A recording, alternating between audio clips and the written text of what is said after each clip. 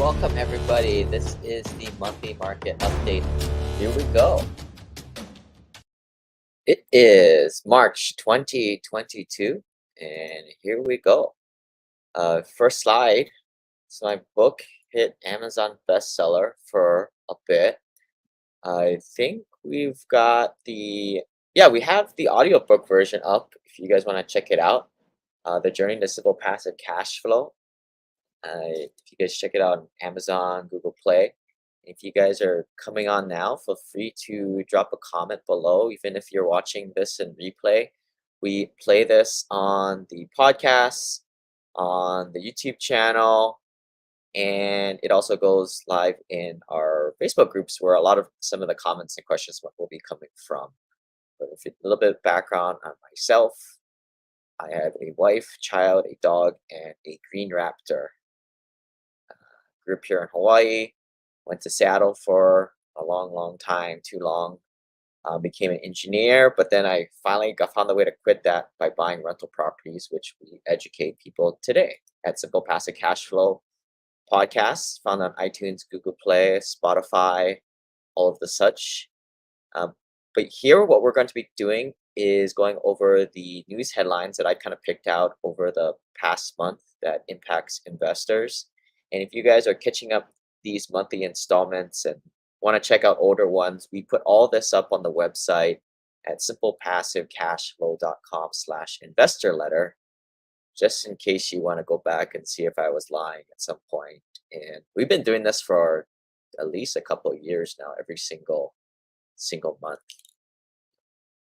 So first one here, this came from ESPN. Yes, the sports people. And the reason why I put this one in here is just kind of shows people how private equity capital raising works on the semi-institutional level. So the WNBA announced a $75 million capital raise to aid their growth strategy. They're probably going to use it to hire a lot of people, a lot of paid ads.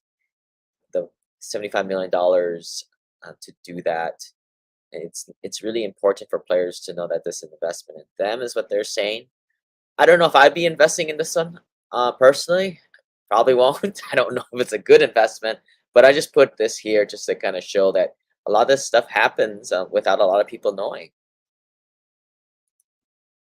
So getting more into landlords news right here. 6 creative concessions that attract residents. You might want to use some of these in your rental properties. First one, upgrades to the property. This kind of no-brainer. I just came back from Texas this morning. There we're doing a lot of like the flooring, appliances. One of the properties we're picking up already has a lot of that in, a lot of the black appliances. But maybe you might want to take it up the next level. So what we're doing there is granite countertops. There's already a backsplash in there. And I kind of think these days backsplashes aren't really new. These days are kind of, to me, a whimsical upgrade. But we're spending a few $100 on upgraded windows as opposed to those kind of dingier aluminum type ones. And we're also upgrading the sinks. But that's kind of number one. Number two, freebies included. So they're saying offering a free parking space, free Wi-Fi, and sometimes we'll do like amenity packages for higher end appliances. But they're saying here in this article this can be comped as such as a year as a concession, and that's if you're in this concession arena. At this point in the market cycle, not really. I mean, concessions are not a big thing at this point because the power is in the hands of the landlords, the property managers at this point. Number 3, self-storage, being able to have your tenants have being able to store their crap on the property. This is a lot of renters carry a lot of things. When they got a lot of things, they tend to stay a little bit longer. They're happier, perhaps. 4, use smart devices for the thermostats, such as that. We don't really put this in our apartments because we're more in the B and the C area. And if people are in the A class, I think they should just go buy their own high end instead of just the regular price Alexa stuff. Go for the high end stuff. They should buy it. Where I don't know, but just you're the landlord. You guys can run things however you guys want. Number 5 here, drop the pet fees. This for us, this is I actually disagree with this. Pet fees are a huge revenue generator, and they um, should be getting those fees on the pets. Yeah, at least 25 bucks a month, like 50 or 100 sometimes on those furry friends. And number 6, move in incentives, such as, moving is stressful and expensive, so maybe take some weight off the renter's shoulders by providing them free moving truck services. I don't necessarily agree with all these, but these are just some ideas from the multi-housing news to share. Um, Now let's get some insights into what some of the big boys are doing. This is Howard Hughes. They're planning to invest $325 million in medical office and residential projects in Columbia, Maryland. In their vision for a progressive health and wellness district integrated into the core of a thriving city. And the strict master plan for Columbia was in response to that suburban sprawl that several American cities encountered in 1950s and 1960s. The reason why I put this article in here was just to highlight medical offices. It's with the need of medical, aging baby boomer population, and this is kind of, I think, maybe you can think of it like a Walgreens triple net, where I don't know if you really want to invest in a Walgreens, especially when you're in a hot market where the leases aren't as good. I've been talking a lot about this lately, where the leases, your more sophisticated tenants, your corporate backed tenants, they're smart and they know that they're in an inflationary environment and they can just kind of walk on their lease if it makes sense. So a triple net, like a Walgreens, another idea just to throw out there is like these medical offices, like a dentist office, medical office, where you typically get higher square foot or price per square foot because the tenants are doctors or dentists, and they tend to pay their rent more, be a little bit more fiscally responsible or recession proof, if you will, and they also make more revenue, so they can pay higher rents. Also, just that's another throw out another thing that the big guys are doing. Blackstone, uh, they it, Snoop Dogg acquires Death Row Records brand from Blackstone. I'm sure Snoop Dogg just wanted to be a trophy collector on this one. Who knows? I mean, maybe he has the ability to put in sweat equity based on his personal brand. I'm sure he does. But Blackstone controlled that group previously. So that's Death Row Records from M and Arcade Music Group, which was controlled by private equity funds by managed by leading global investment firm Blackstone. If you haven't heard of Blackstone, they're kind of the biggest groups out there that do this. But there's hundreds of these types of private equity funds, all smaller than Blackstone, though. Getting back into multifamily market polarized by rent incomes. So some of the takeaways from here: the pandemic's second year witnessed a robust rebound in rental housing demand, which reduced vacancies and propelled rents higher.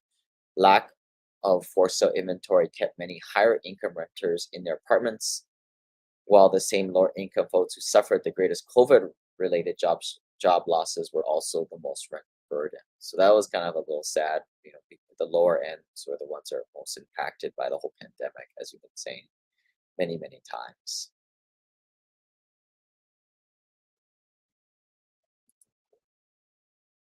Business Now reports that multifamily construction hits the highest level since 1974, and it's because the demand is there. And I think a lot of investors, you might see an article like this and say, well, they're building so many, that means there's going to be too much. Well, not necessarily, right? Because if they're going to build something, they're going to build something that's A class, and it's going to be a while till it starts to. I mean, it'll never compete with your B and C class. If that's your investing thesis, which is personally mine, investing in workforce housing, which caters towards the glut of America's population. One thing that they said, it's unlikely this is overbuilding or that this will impact prices for multifamily construction. Delays are probably just a factor. The completion of these units should help with rent pressure a little bit. And I think that's, maybe I'll say it many times today, but that's the general theme. The economy the growth is slowing down, but it's not like that they're gonna you're gonna probably see all the news articles saying it's close, it's slowing down, the world's gonna come to an end. But key in on what I'm saying here, the growth is slowing down, but it's still growing, folks. Right? Let's not lose sight of that. It can't grow 6, 7, 8% year over year for multiple years in a row, which it has. It just can't do that. It's going to probably teeter out at that nice 2 to 4% level. Uh, Top 10 multifamily markets by units delivered in 2021. So what this means is, where did they build the most stuff? So just going from the top to the bottom: Dallas, Houston, Miami, Austin, Atlanta, Washington, D.C., Orlando, Los Angeles, Charlotte, and Phoenix, where you're seeing the most development of units coming on board.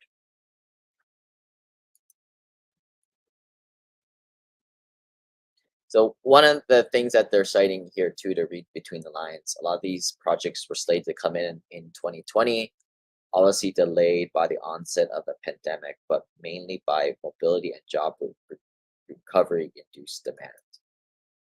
Uh, Other points here: multifamily demand remains strong, rising interest rates, a national labor shortage, evolving migration patterns, and changes in renter preferences. Labor shortages raising prices, inflation, rising rates, the labor shortage, um, the same thing kind of over and over again. And on one point on renter migration, renters that move to less expensive markets were able to pay more for rent because it seemed relatively cheap compared to the higher rent markets they moved from.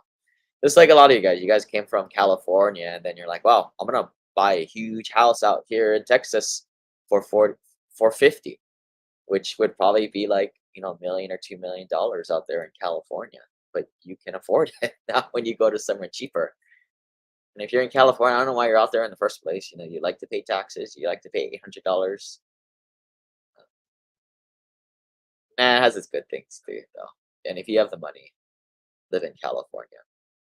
Anyway, New York weighs good cause eviction laws. So some of you guys might be upset at this whole thing. So, and these are always going to come from the more progressive states such as New York, Oregon, Washington, and California.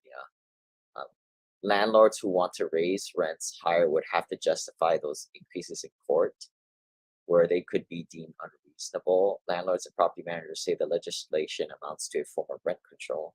Well, yeah, duh. They also say it limits landlords in which residents that choose to move, and punishes good residents if they cannot evict a troublesome one. So this is a big thing, right? When we go into a new building, we always kick out the deadbeats. Seems a little heartless, but the utilitarianism in me is like, well, if the other 400 units are tired of the same dozen idiots that are playing their music too loud and bringing their unsavory friends around, they want them out too. So we're going to cater to what we want, what the majority of the tenants want to improve the community. But some people can probably look at that and being, being cold, heartless landlords. But in the New York, I mean, this is what you're seeing. That this is ground zero for rent control out there. Obviously, the main problem there is lack of affordability. But I would look at this. I mean, generally, you don't want to invest in any of these blue states anyway, because you're going to run into all this type of stuff. And not to mention, you can't evict bad players or bad tenants in the first place. But you kind of look to these more progressive states of where things are going in the future. I've been watching this one deal in Hawaii, this Oasis townhomes. It finally kind of peaked and went public. It was a 406 unit for some of you guys in Hawaii. This is, if you guys went here, the pictures are amazing, but it's kind of a ghetto in Hawaii, if you ask my opinion. Even though, like, dangerous places in Hawaii isn't as nearly as dangerous as places in the mainland are. Differences, not they don't have guns here, but it's kind of funny. I saw this pop up, but like, yeah, the price per unit was just astronomical. Just the people buying, the only reason I was following this was because I was kind of curious who was buying this stuff, and if these are all big private equity firms that cater towards institutional operators or institutional investors, that lazy money, they can do whatever they want, I guess. But if I was worth 100 something million dollars, yeah, I'd probably buy some properties in California, Hawaii, New York, because it's a low cap rate. People are probably thinking to themselves, that's stupid. Why would you want to buy low cap rates?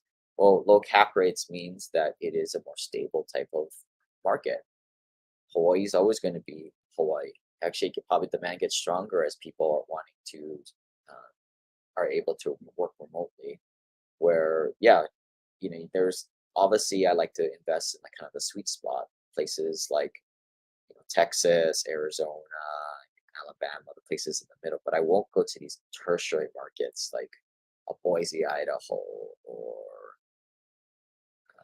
these places kind of, especially up in the north, like these 100, 200,000 population towns or less, they what we call tertiary, not TURD, like a tertiary market. So you don't want to go to those types of places, even though you're going to have higher cap rates there. But hey, you can try it out, see how it works for you. But when you see a market cycle and then the water retreats from those tertiary markets, and you're gonna wish you were in a more secondary type of market that is kind of has that staying power. But we're gonna start to dig into this Joint Center for Housing Studies, which is something I read a lot from the Harvard University. Some of their articles are very, very deep reads. I'm gonna kind of be going over the highlights from this one article, which was first takeaway is rents climbed rapidly. If you've been living under a rock, rents dipped in the first year of the pandemic before resuming their race at a pace of 1.7% year over year in the first quarter of 2021. And then hit an astonishing 10.9%. This was the fastest rate of growth in CoStar's 20-year data series. Higher quality apartments led the way with rising rents of 13.8%. So what that means is the higher ends are the ones that the rents are increasing the most. And that makes sense, right? Because your higher end tenants didn't get as impacted, or they probably were even stronger through the pandemic because they couldn't spend their damn money doing all their fun vacations and stuff like that, sporting events. And the lower end were hurt harder because they were the ones who unfortunately had to maybe get unemployment, stuff like that. So that's why you're seeing the lower end, and that's why this chart kind of shows the growth on the lower end, which is more the F and D class type of apartments going up a little bit slower than the higher and mid end. Same thing, vacancy rates and occupancy kind of go inversely with the amount of rents. You have a lot of occupancy or low vacancy, that means demand. And when you have more demand, your rents go up or your prices go up.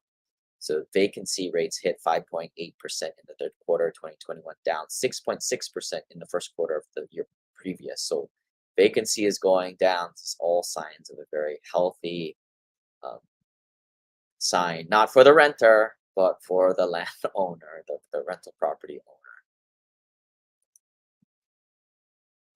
owner. Rent demand surge, and I think that kind of just taking the last two slides, the occupancy, low vacancy, and rents. That's essentially rental demand for the most part.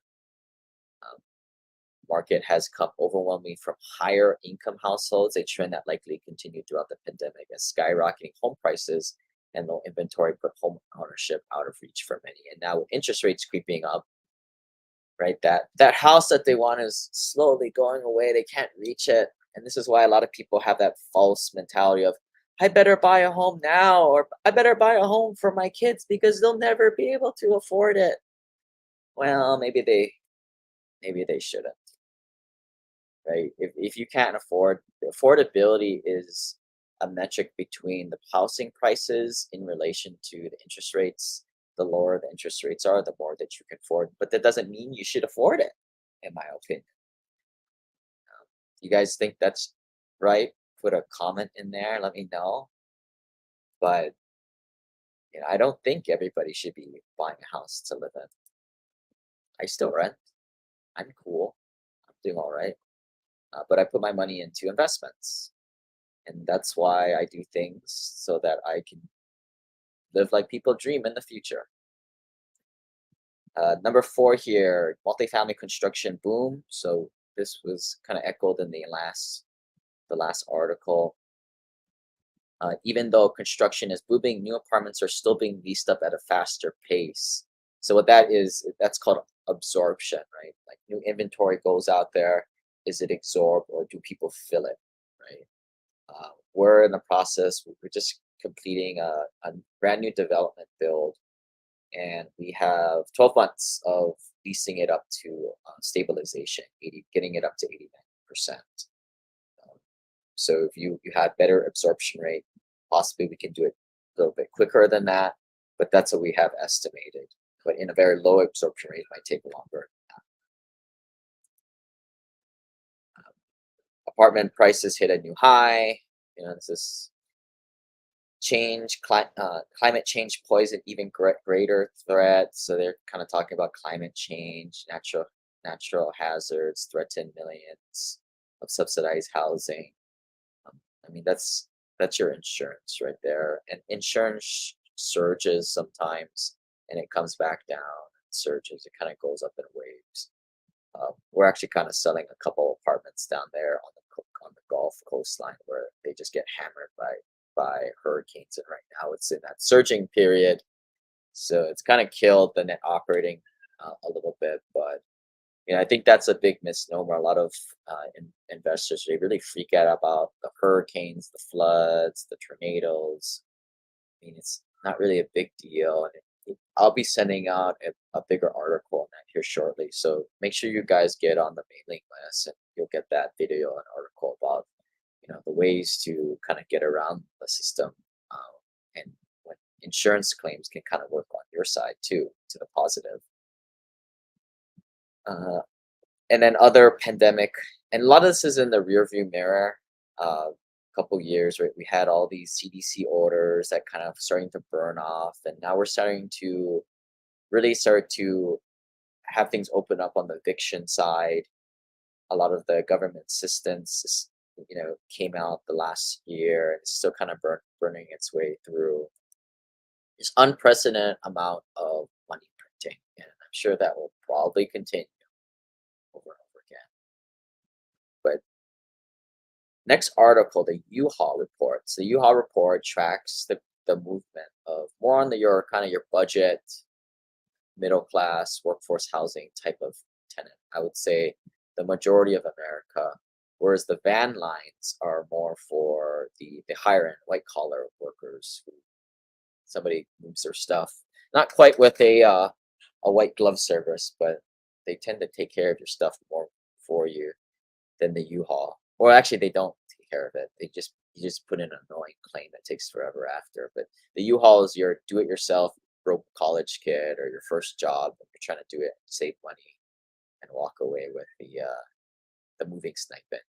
But anyway, the top 10 U-Haul growth states are Texas, Florida, Tennessee, South Carolina, Arizona, Indiana, Colorado, Maine, Idaho, New Mexico. A lot of growth coming from the East and the West Coast. People moving from California and New York. We see a lot of people moving from the Chicago markets. Nobody wants to be in Illinois, Chicago. Nobody wants to be there. I think everybody, they're kind of like the Detroit of like 5, 10 years ago. Everybody kind of crapped on Detroit. I think everybody these days kind of craps on Chicago. Nobody, the population is going down, and it's kind of around like a blue state too. Um, Here they're saying a lot of job growth and opportunity in other places. Cost of living is much lower. Texas open for business, where California remained the top state for out migration. I'm sure Hawaii would be on that for, but I don't think U-Haul moves people's stuff across the water. I think it's got to be van line or just sell it all on Craigslist. I see always like moving sales in Hawaii. Uh, Commercial Property Executive reports to Exxon to move the headquarters to Greater Houston. The headquarter relocation comes amidst internal restructuring, including plans to unite the company's chemical and downstream oil and gas segments. And oil and gas is getting good. I got some money in oil and gas. I think that's going to do better with the whole Russia thing is what I hear, but I try not to really. I don't really think about it too much. I just did it for the taxes. The the office vacancy rate through the Houston market continued to climb during 2021 and ended the year with a vacancy rate of 24.3, representing a 220 basis point increase year over year. And yeah, yesterday I checked out the Houston office building. I think she said it was 80% occupied. I think originally it was like 60. And that was kind of in the middle of the pandemic. So yeah, it's exactly what this article saying. It's exactly what the property manager at the property said. And then the van lines here. The van lines are, like I said, the more white collar, higher end movement. So the top inbound states are for 2021: Vermont, South Dakota, South Carolina, West Virginia, Florida, Alabama, Tennessee, Oregon, Idaho, Rhode Island. So I don't know how you guys want to make, think of these. These are kind of their more higher end type of stuff, where the U-Haul is more your budget. So that's some people they based all their investing on the U-Haul and the van line report. But let's check out the van line out report. So number one, they're moving out of New Jersey, Illinois. See, I told you we keep Illinois, Chicago is right there. New York, Connecticut, California, Michigan, Massachusetts, Louisiana, Ohio, and Nebraska. A lot of people are doing the turnkeys out there in Ohio, Cleveland. Yeah, you look at the population, it's kind of flatline going down. Not to say you can't make it work, but I mean, part of this is like investing with the trade winds behind. Real page report: what winter slowdown, apartment occupancy climbs to push upward. Effective asking rents on new leases were up 15%. Occupancy was the greatest highest in coastal cities.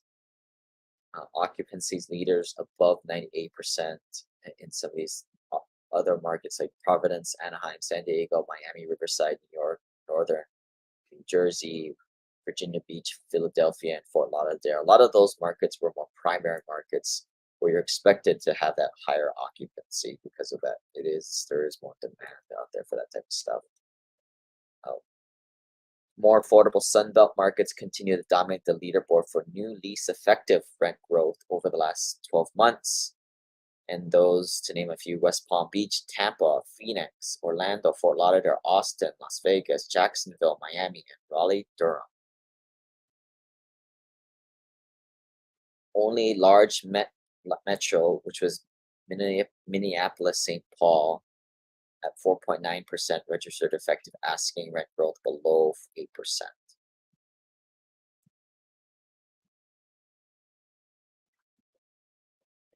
Yeah, so those aren't Minneapolis, St. Paul's not the greatest.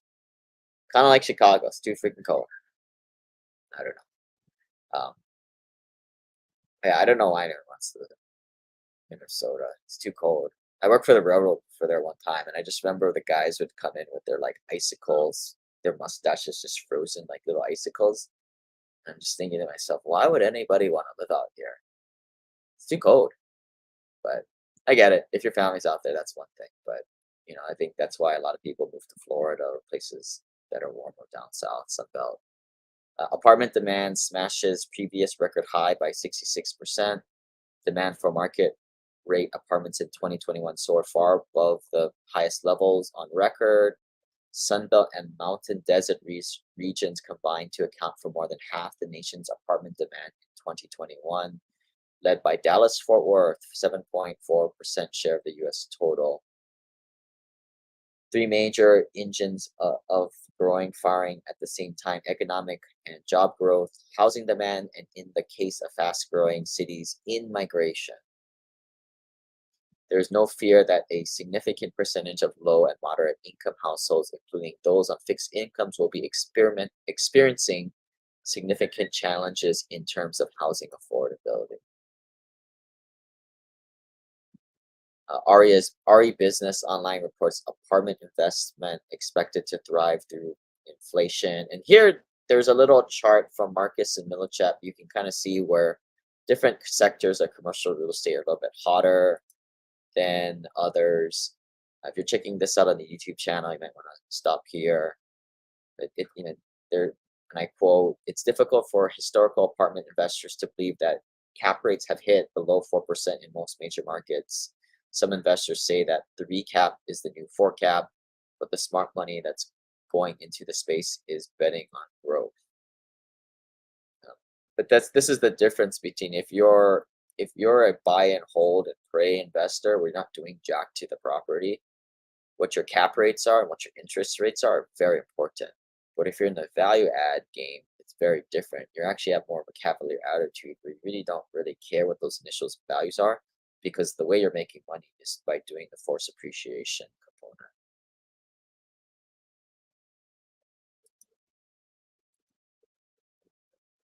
As low cost units become increasingly scarce, low and moderate income renters are losing access to many neighborhoods. These kind of the unfortunate social things that come out of all this type of stuff. America's rental housing in 2022, the loss of low cost rental housing units is making it increasingly difficult for low and moderate income renters to find affordable housing, whether due to rising costs, conversions out of the rental stock, or outright demolition. The report tells us that the number of units renting for less than $600 fell by 3 million between 2011 and 2019. Well, part of this, duh, it's like inflation. I mean, it's kind of a strange.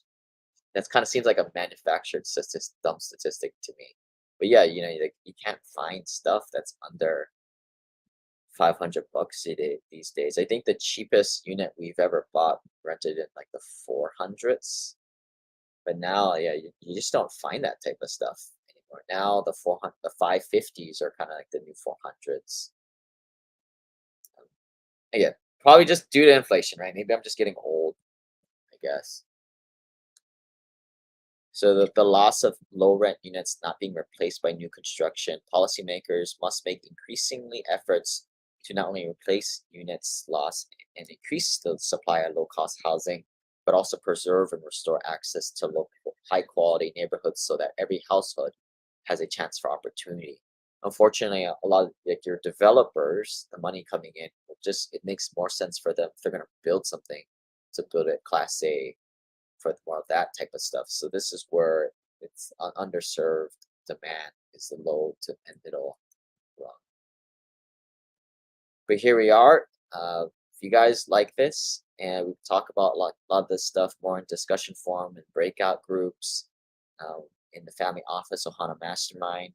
If you guys are accredited investors and you're already investing more than a couple $100,000 a year, or not a year, but starting out, I think joining this group is a no-brainer to build your network of other high net worth and quality accredited investors. Um, Still have a chance to check out my book at simplepassivecashflow.com/book. Help me out, leave a review on Amazon. The little trick there is if you buy the Audible, or not the Audible, but the cheapest one. You can buy the Audible, you can buy the real book. That's cool. But if you want to be a cheapo about it, like how I once was, if you want to read all the list of things I used to do to be cheap, you can go to cheap or simplepassivecash.com/cheapo. But you can buy the book on Amazon, the Kindle version. I think like for a couple bucks or a few bucks, you can leave a review that way. But to wrap things up, some personal things I've been working on, from the growth perspective. More deals. I've hired more personal growth. So I've hired a life coach because I'm kind of to the point where I'm like, what else do I do? And I don't claim to be the most involved people out there. So sometimes I need somebody to tell me, um, what the heck am I doing here? What are we doing here? What are we going through after this? Um, what should we do? Right? So I try to learn some of these things and kind of bring it back to some of the groups and family office groups, and when I kind of work with people on an individual basis, because it is, at the end of the day, it's a mind game. You guys work super hard for your money, but it doesn't matter if you have $500,000 or $5 million.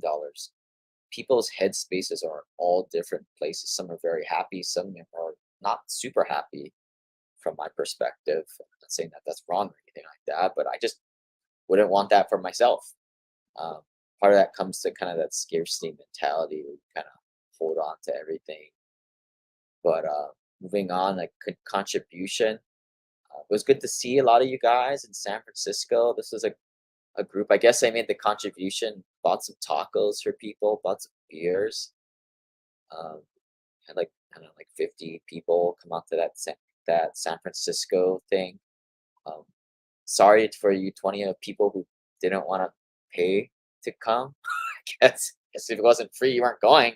Well, we still had 50 people show up that wanted to pay and come. And I think that's the big thing that I've noticed is you get a hugely different type of person when you charge more than $5 to use that kind of jokingly. But like the it was a fun, few hours getting this group together because everybody's there and it's serious and they're there. They're not there to just sit in the corner and play on their phone. And everybody who came was accredited investor, maybe except minus one or two people. So 98% were accredited investors. So more significant, bought some more deals. That's always happening. Uncertainty. So we're changing out some of the property managers in some of the properties. So that's always a little bit, there's always a little bit uncertainty there. Obviously, like we're making the move because it's a little bit more larger companies where we can kind of grow into. As far as more certainty, selling 4 deals this next month. So a couple of properties that actually, yeah, these are a lot of, some of them are 100 unit and 80 unit and 128 unit and another, yeah, 300 units. So I guess, yeah, medium and large properties. But a lot of those were Class C properties, which are a lot more difficult on the cash flow. A lot of these properties, I think half of these never cash flowed at all. But now we're more than double my money in like 3 years. And that's I think what I think like a lot of Class C properties, the cash flow is kind of insignificant to 4, 5, 6, 7% a year. I mean, who cares about that? The more sophisticated credit investors look at more on the total return of the money when the asset dumps money out. And a lot of times you got to just unfortunately wait till the bread is in the oven and dumps out at that point.